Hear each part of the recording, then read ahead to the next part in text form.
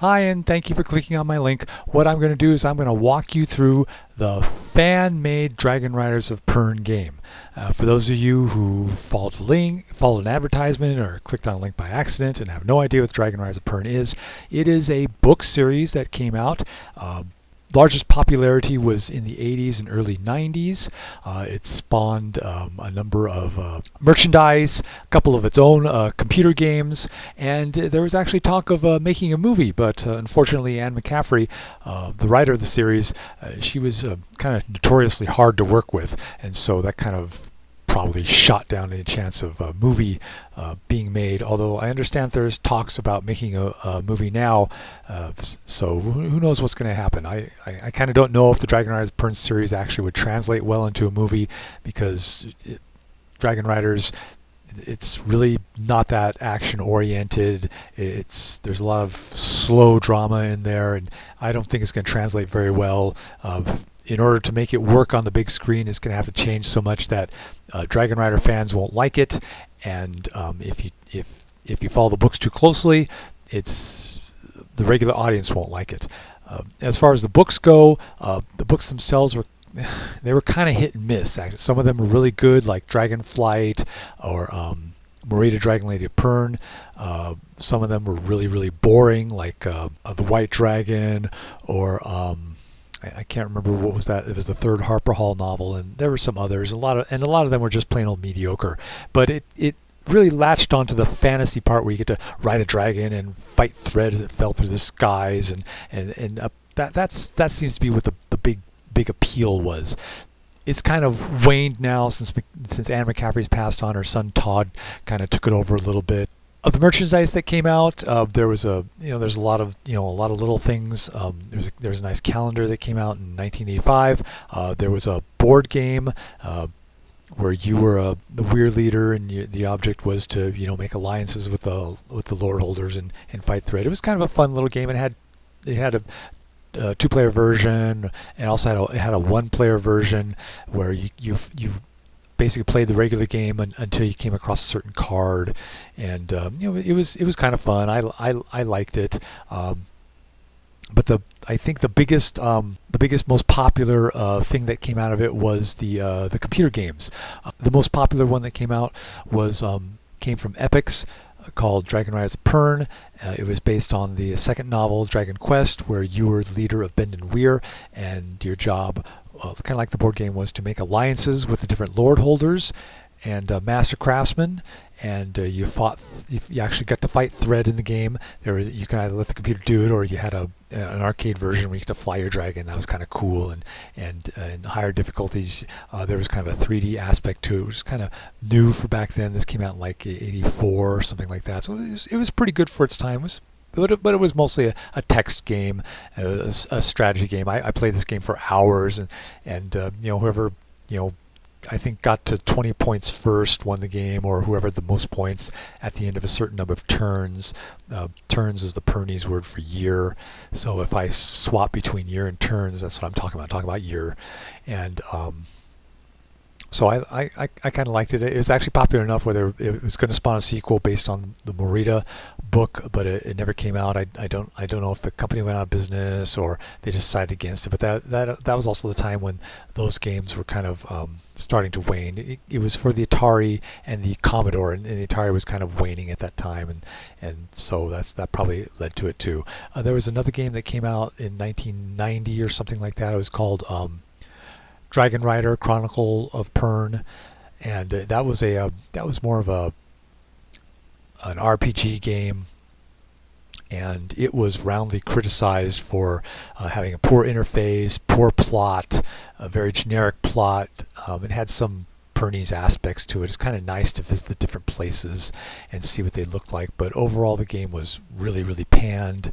The most interesting thing about this Dragon Rider game was that you didn't fight Thread at all. What's a Dragon Rider game without fighting Thread? I don't know what was going through their heads. So it was basically just a bunch of puzzles and quests to figure out. So like I said, it really didn't do very well, and nobody really even knew it was there, and nobody mourned it when it disappeared.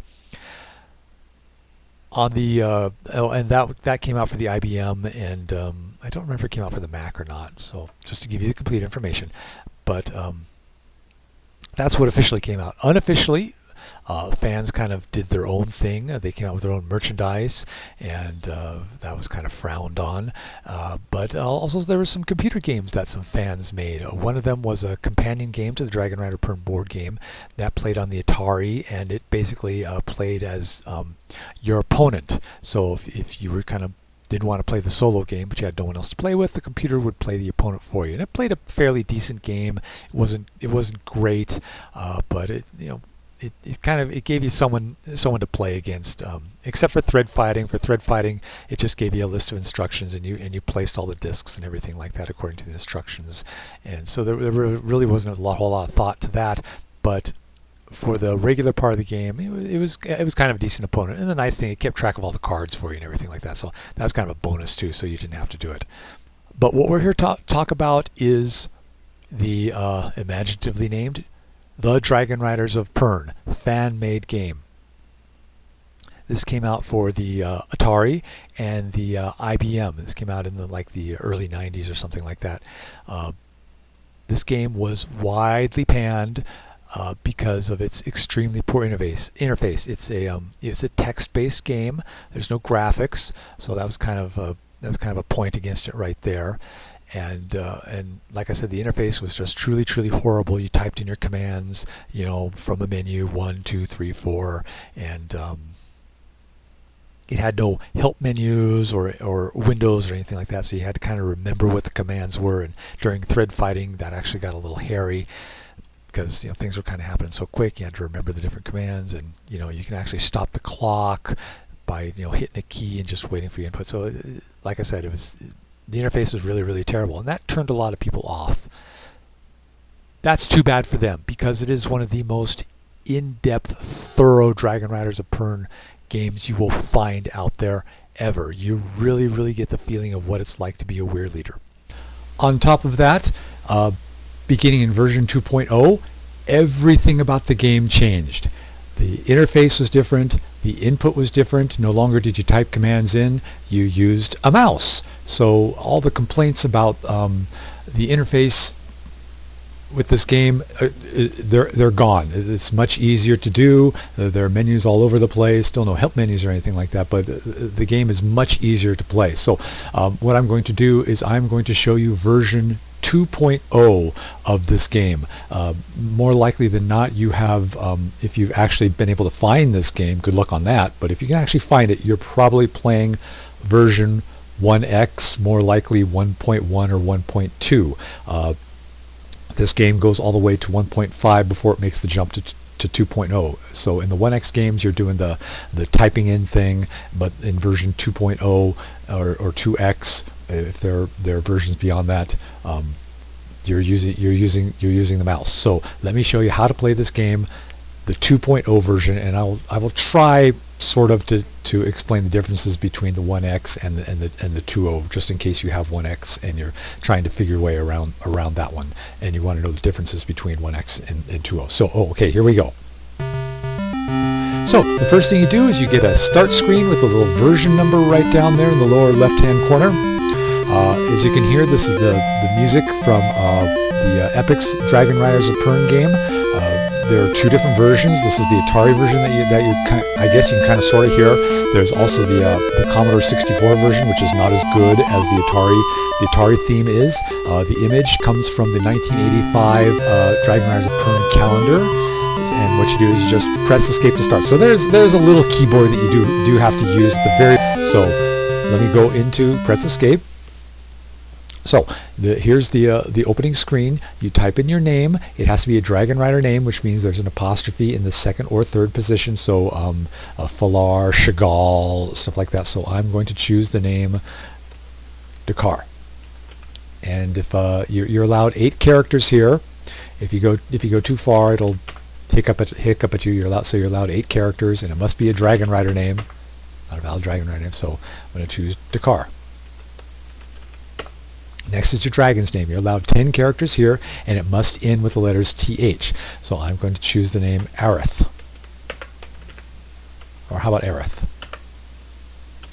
Does that look better, Aerith? Okay, we'll just Aerith. We'll choose that one. So I'm going to be starting and stopping the game in order to get to the relevant parts, so you don't have to sit here and wait for things to pop, vents to pop, and things like that. So if it changes between Aerith and Aerith, forgive me. That's just the way it goes. I can't remember the spelling. So okay. Now you're able to choose when you start the game. The game ranges from there are. Let me start out. I'm going a little fast. There are 200 turns. Years, that's the Pernese word for year, 200 turns in an interval and 50 turns in a pass. For those of you who are playing this game, you probably already know this, because it's very unlikely that somebody who's not familiar with the Dragonriders of Pern is playing this game. And the manual does kind of go into all this, so if you've read the manual, you kind of know all this. The game ranges from 190, 9th interval, all the way to the very first day of the 10th interval. So you can decide where you want to start the game. During the pass, obviously, thread will fall, and during an interval, thread will not fall. So if you don't want to deal with thread, choose an interval. If you really don't want to deal with thread, choose the 10th interval. However, you should understand that the game is a little harder during the intervals. It's really hard in the 10th interval because the major characters kind of feel they don't need a weir. They don't need to be tithing to weirs and stuff like that, so they're going to tend to not like you as much. So the goal of this game is to get everyone to like you. There are, okay, maybe I'm getting a little bit ahead of myself, so I'll explain the number of characters that you have to deal with in just a moment. But the goal of the game is to get people to like you. If you're familiar with the Epic's version of the game, it's the same. In Epic's version, you made alliances by getting people to like you. In this game, there's no alliances. You just get people to like you, and the more people like you, the better chance you have to stay as weir leader. Again, I will go on all that during the mating flight. Yes, there is a mating flight in the game. If you start in the 9th interval, what will happen is that your Dragonriders will start with less experience, because in theory you had like 200 years before without fighting thread, so you're really low on experience. So if you start in the 9th interval, you're going to start at a really large handicap. So if you want to make the game harder, what you can do is start here, which is essentially 2 days before the pass begins, and you're going to start at a really difficult level, because your Dragonriders are going to have virtually no experience. If you start in the 10th pass, you'll have more experience, so the game won't handicap you. And if you start in the 10th interval, I was pressing the wrong button. You start in the 10th interval, you'll have a little experience, but you're not going to need experience too much in the 10th interval. One way to make the game kind of easy is what you can do is you can start 2 turns before the pass starts, maybe three turns before the pass starts, and while even though you'll start off with very low experience, that gives you a lot of time to get your weir ready, get your Dragonriders to have to get your experience up. That'll give you time to get your weir craftsmen up to a high level and high morale. I'll go all that in just a moment. And basically get your weir prepared. So starting at 197 or 198 9th interval, that makes it the game starts out really easy for you. If you start in the pass, your experience is going to be kind of all over the place, but it still will be a decent level. But if you start a couple of turns before the pass begins, that'll give you a chance to really get your experience up into the 8s, maybe 9s. So, and you can, like I said,